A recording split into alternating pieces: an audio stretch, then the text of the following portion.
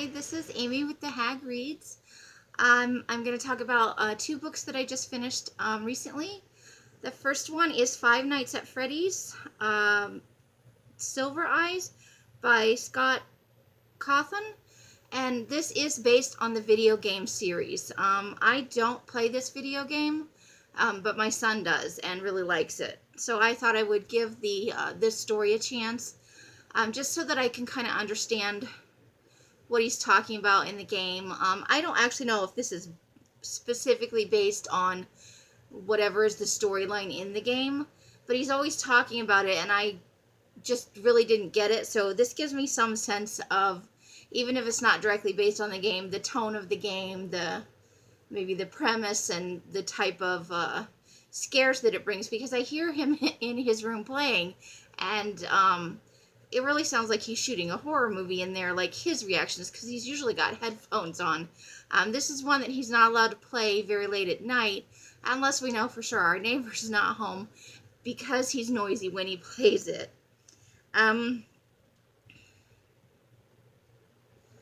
So let's see.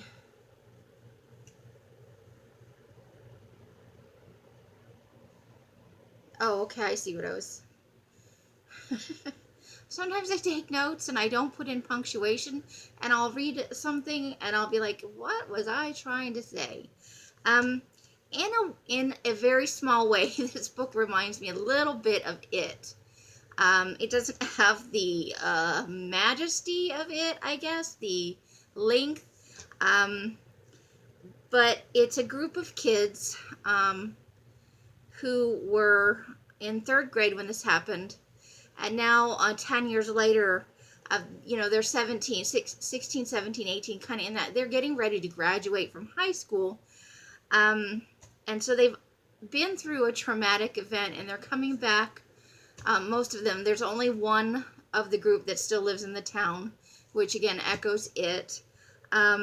They're all coming back for a commemoration event for one of their friends that was killed in the tragic event, and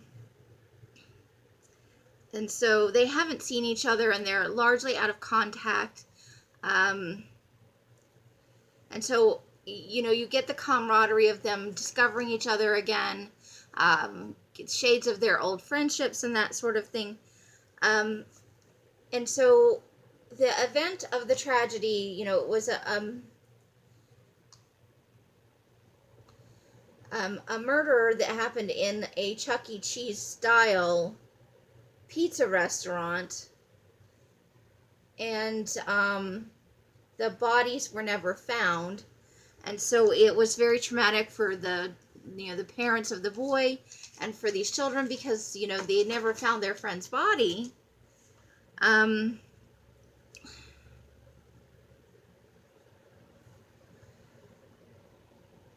And then the main character is female, and there's a pretty fair mix of girls and boys.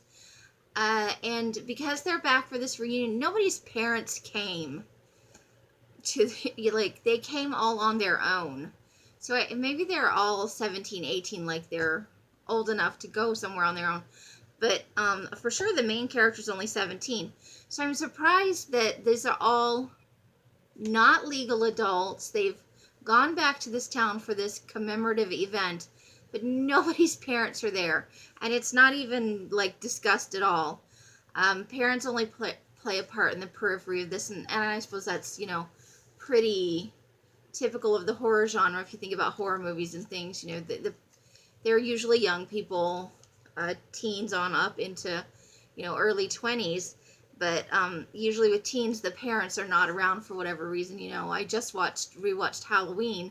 I'm really trying to get in the spirit of autumn, and it's not cooling down here yet, so I'm trying to do it psychologically with things that remind me of fall. And so in that movie, it's all, the teenagers babysitting the kids. It's teenagers, it's Halloween night. So the parents are out at parties, or there's just not many adults around. It's the same type of vibe. But I can't imagine my son's 19. I can't imagine sending him off to a commemorative thing for a tragic event that was emotionally devastating in another state, even though he's a legal adult and he could very well go on his own. I can't imagine being willing to do that. Like, why would you let your not yet legal adult teen take off to another state? You know, where's the parental input? But I'm sure it has to work that way for the events in the story. And so, you know, they're trying to reconcile the death, and they're, you know, doing the nostalgia thing. And so they start looking for the place where the restaurant used to be, and that's kind of where the story takes off. For being based on a video game, I actually, you know, enjoyed it. There were a lot of tropey things in there, but it was just, you know, entertaining. It was a solid 3 for me, and I don't consider a 3, you know, a negative rating. That's an average good read. It's not, you know, super fantastic literature. Will it still be around in 10 years? Probably not. Will people talk about it decades to come? Unlikely. But it was a good, fun read. And I got a little glimpse into, you know, what my son's doing in there. Because you know, he's an adult now. I suppose I could say that as long as you're living with me, I don't want you playing these kind of games. But, in that type of interaction with him, you know, he doesn't take that very seriously anymore. He's pretty much autonomous in that sense. I don't, you know, control what he does with his time because he's an adult.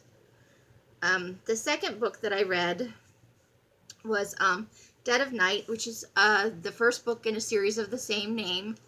This is by Jonathan Mayberry, and it's a zombie novel.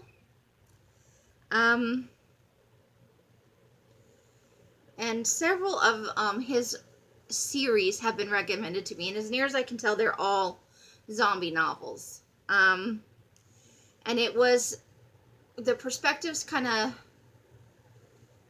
were 2 different kind of parallel storylines. One was from the perspective of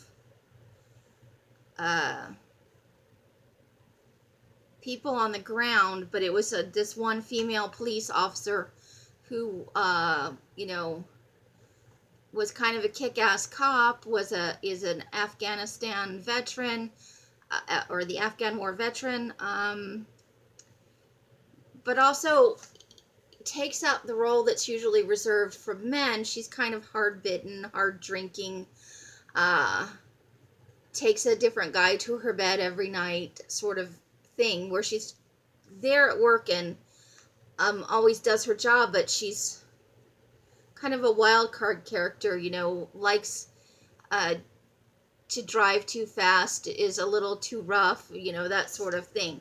So she's this beautiful female character, but her personality and her actions are portrayed in a very masculine sense. This is her personality is typically reserved for men characters. And I think that's okay if you wanted to leave it at that, but they had to ascribe it to abandonment issues, basically daddy issues is what it boils down to. And I thought that drew away from what was an interesting and kind of unique character, because I don't think I've ever seen, you know, she's kind of the, you know, in the Joe Nesbo series, she's kind of that Harry, the Harry Hole character, where he's, you know, he's an alcoholic and he does, you know, terrible things, and he has bad luck with women, and he gets in trouble on the job. She's kind of that sort of character, but instead of giving it to unfortunate, tragic things that happened to Harry on the job, you know, losing people that he really cared about, the author here roots it all the way back to a childhood abandonment issue.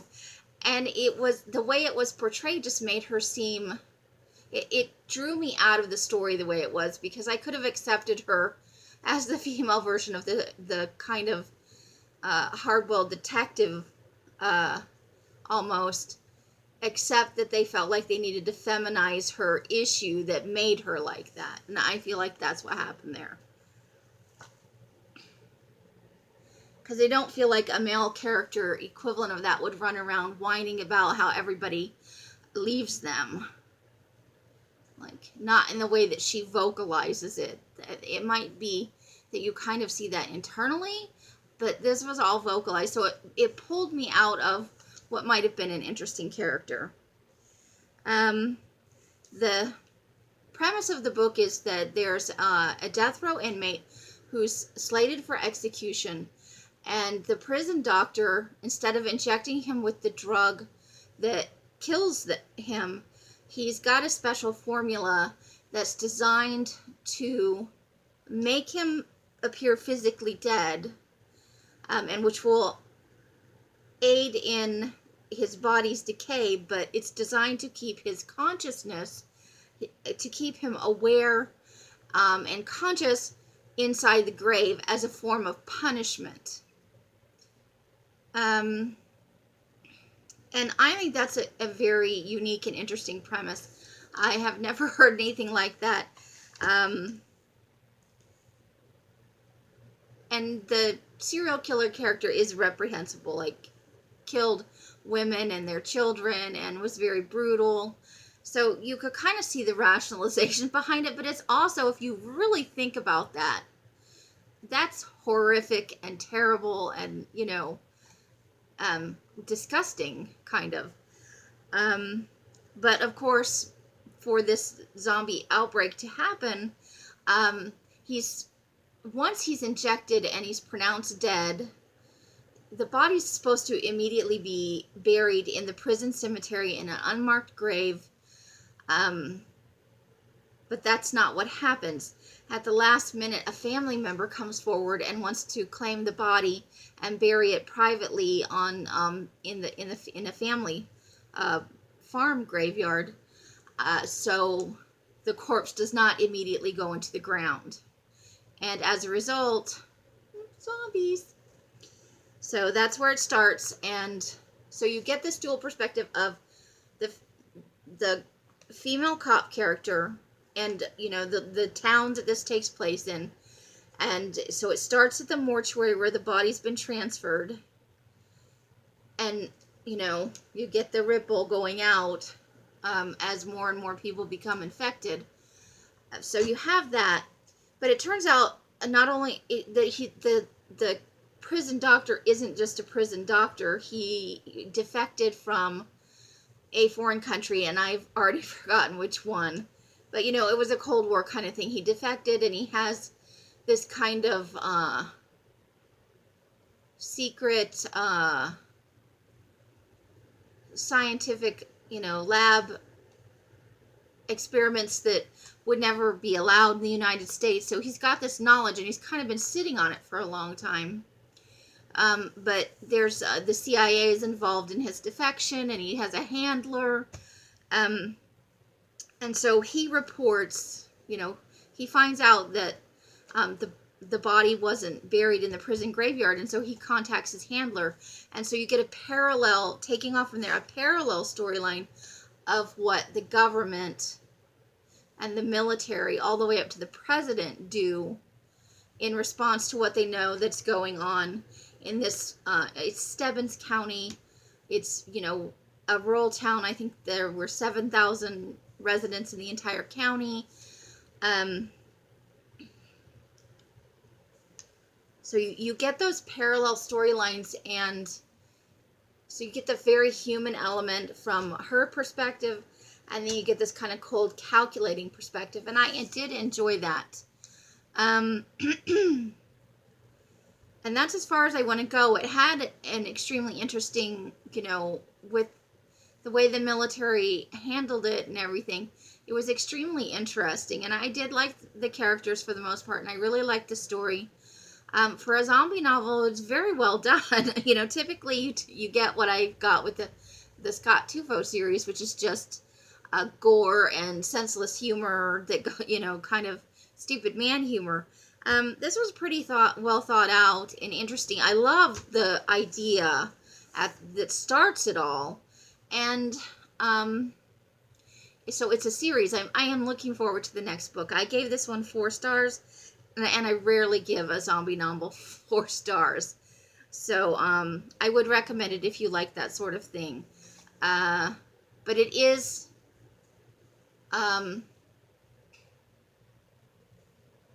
I don't know. It took me longer to read than the average zombie novel, and I can't attribute a specific reason for that. Maybe I just had to think about it more, because of the way it was presented with the dual storylines there, or the dual, I guess, reactions, the on the ground reaction and then the government reaction, and then as it comes to the close of the novel, you kind of get a mushing of those. But that's all I have for today, just those 2 books. Both were good. If you like books based on video games, you know, Five Nights at Freddy's was clearly written for a YA audience. Dead of Night is an adult novel about zombies. And I think it's probably not appropriate for, well, I don't know, for older teens, 17, 18, probably. There's, you know, clearly the female character is promiscuous, but there's actually no explicit content in terms of sexuality. She's described as being nude briefly and in bed with this character after a one-night stand, but that's really the extent of it, because almost from there you get her going to work and then zombie apocalypse. So I think it would be appropriate for mature YA readers if they like that sort of thing. But it's, you know, yes. So, the end. If you have watched to the end, thank you so much. I will see you next time with a new video. Happy whatever time of day it is, and bye!